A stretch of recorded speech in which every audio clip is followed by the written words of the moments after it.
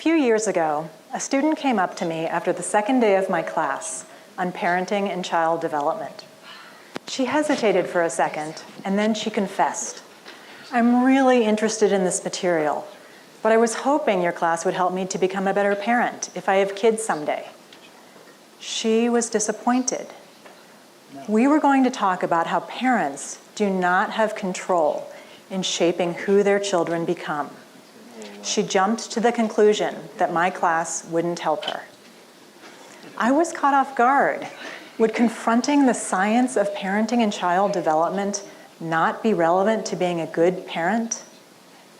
I hope that my class changed her mind. Parents want what's best for their children.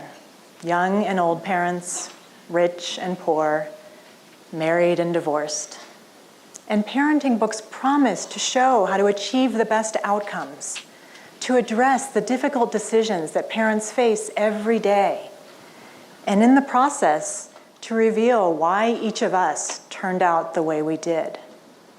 The problem is that parenting books send conflicting messages. Tiger parenting or free-range parenting? Parent like the Dutch to raise the happiest kids in the world, or like the Germans to raise self-reliant children? The one consistent message is that if your child isn't succeeding, you're doing something wrong. There's good news though. The science supports a totally different message that is ultimately empowering. Trying to predict how a child will turn out based on choices made by the parents is like trying to predict a hurricane from the flap of a butterfly's wings. Do you know the butterfly?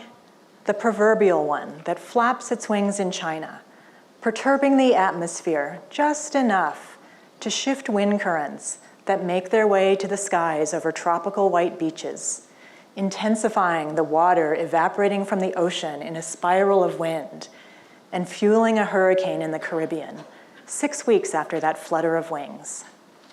If you are a parent, you are the butterfly flapping your wings. Your child is the hurricane, a breathtaking force of nature. You will shape the person your child becomes like the butterfly shapes the hurricane, in complex, seemingly unpredictable, but powerful ways. The hurricane wouldn't exist without the butterfly. Wait, you might ask, what about all the successful parents with successful children, or the struggling parents with struggling children? They might seem to show the simple power of parenting.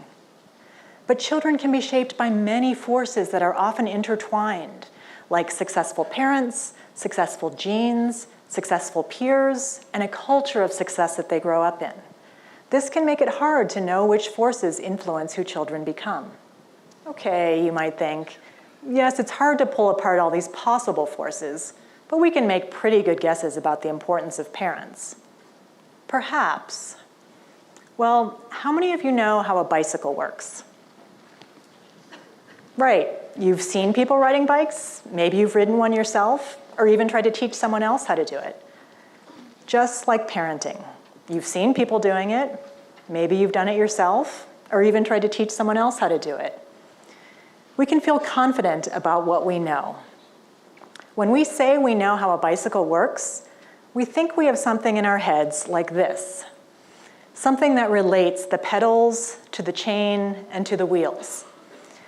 But when you ask people to explain how a bicycle works, they produce drawings like this, and like this. People have no idea how bicycles work, or zippers, or rainbows, or even topics they argue passionately about. When you push people to explain how these things work, they usually can't. Just caring about something like parenting, or feeling confident about it, doesn't guarantee that we understand it. And everyone can't possibly be right about how parenting works, given how wildly beliefs have varied. Some societies, like the Javanese in Indonesia, viewed biological parents as too lenient, so children were better off with foster parents. Mothers in a hunter-gatherer society regretted when their children cut themselves while playing with knives, but they thought the cuts were worth the freedom to explore. Even within one society like ours, parenting wasn't a common term until the 1970s. Before then, parents weren't viewed as active shapers of children's futures. Years from now, people may look back on today's views and feel just as amazed as we feel when hearing about other times and places. The science could help parents and potential parents like my student to understand how they actually shape who their children become. Millions of children have been studied to disentangle all those shaping forces that are usually intertwined. These studies follow identical twins and fraternal twins and plain old siblings, growing up together or adopted and raised apart. And it turns out that growing up in the same home does not make children noticeably more alike in how successful they are, or how happy or self-reliant, and so on. Imagine if you had been taken from birth and raised next door by the family to the left, and your brother or sister had been raised next door by the family to the right. By and large, that would have made you no more similar or different than growing up together under the same roof. On the one hand, these findings seem unbelievable. Think about all the ways that parents differ from home to home, and how often they argue, and whether they helicopter, and how much they shower their children with love. You would think that would matter, enough to make children growing up in the same home more alike than if they had been raised apart. But it doesn't. In 2015, a meta-analysis, a study of studies, found this pattern across thousands of studies, following over 14 million twin pairs across 39 countries. They measured over 17,000 outcomes, and the researchers concluded that every single one of those outcomes is heritable, so genes influence who children become. But genes didn't explain everything.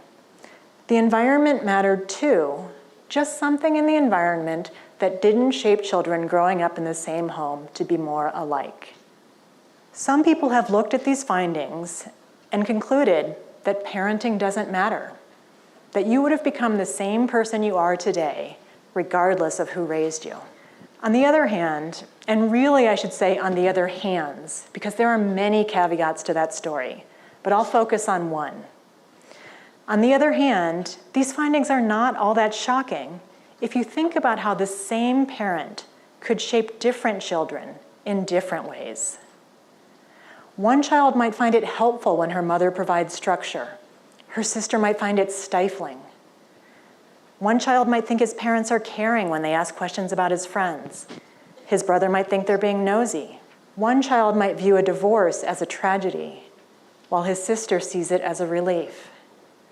Same event, different experience.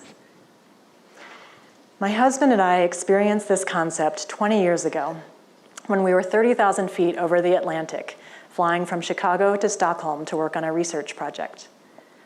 The flight attendants were clearing the dinner trays. People were getting ready to sleep. We hit a patch of bumpy air, and a bunch of teenagers whooped in excitement. Then all of a sudden, the plane was plummeting. Children and food carts hit the ceiling. The plane seemed to stabilize, but then plummeted again. The ceiling panels flew up into their compartments from the force, revealing wiring inside. Debris came crumbling down on us. People were screaming and sobbing. The plane plummeted again. After an eternity, the pilot came on and announced, "We don't know what that was. We don't know what's coming. Stay in your seats." My husband came away from that experience feeling like planes are incredibly safe. The airline sent a letter informing us that we hadn't simply been falling across those thousands of feet of clear air turbulence. The plane had been subjected to forces greater than 2G.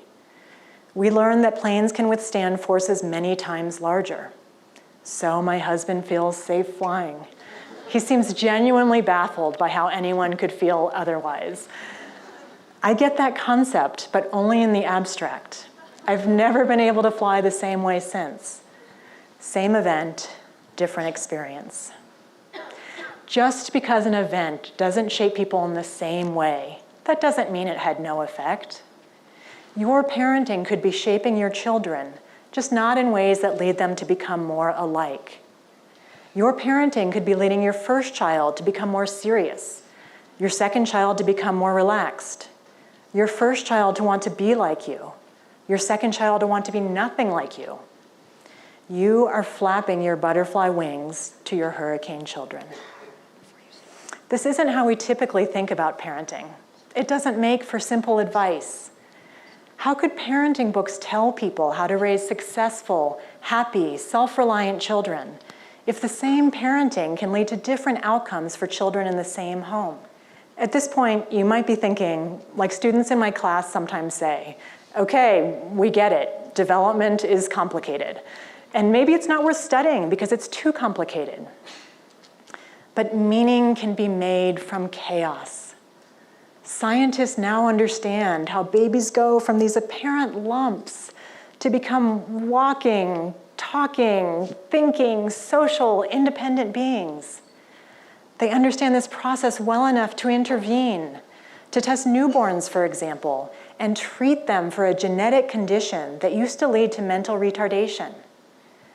Scientists are developing ever more sophisticated understanding of how parents could shape their children's futures.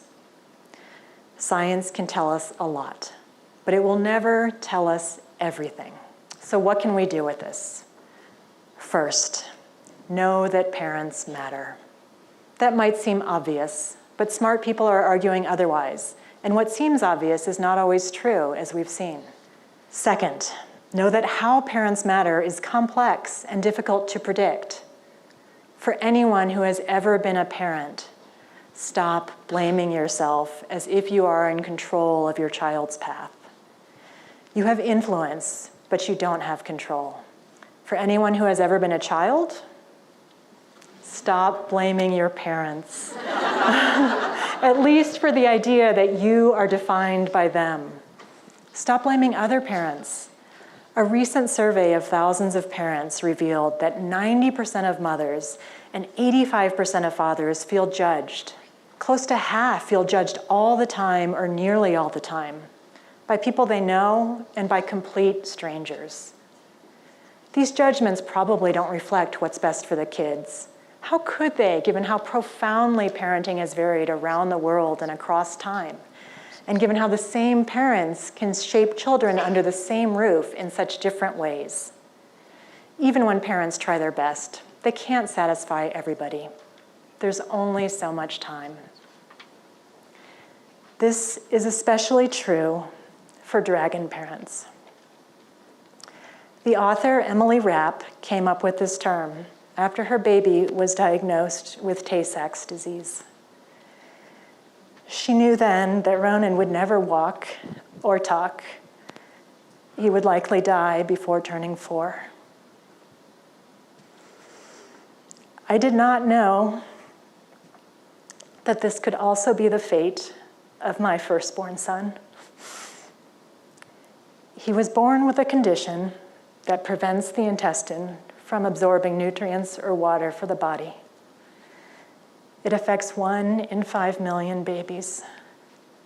1 in 5 million.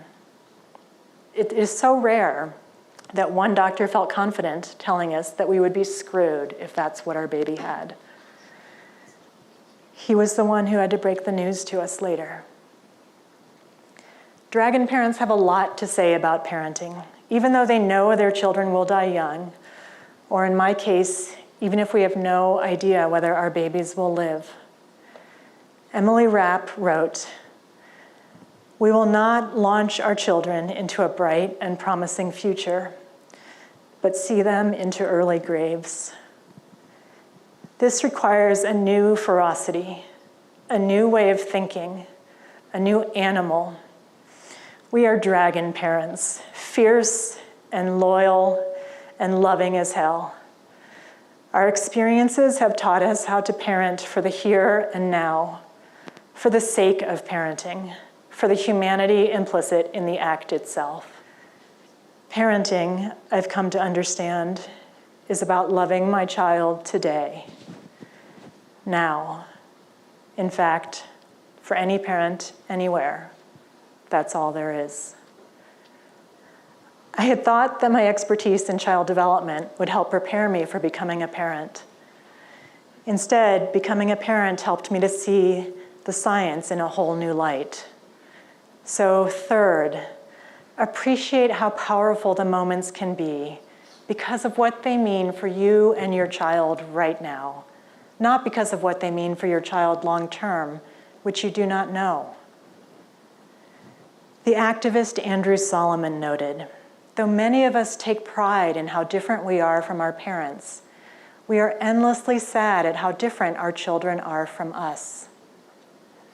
Maybe we could be less sad if we were more realistic, if we let go of the notion that our children's futures are in our control, if we can embrace the complexity of our children's development that can transform how we approach those parenting decisions we face each day, and empower us to realize how much more there is to having a child than trying to shape a specific outcome. So much more, which I appreciate every day in moments with my firstborn son, who is thriving, and with his younger brother, and the unique paths they are taking. We are not screwed. The science of parents and children, butterflies and their hurricanes, can free people to focus on what is most important and meaningful in our lives. This can make the experience of being a parent and the experience of having been a child more realistic and satisfying for everyone involved. And that, I think, is very relevant to being a good parent.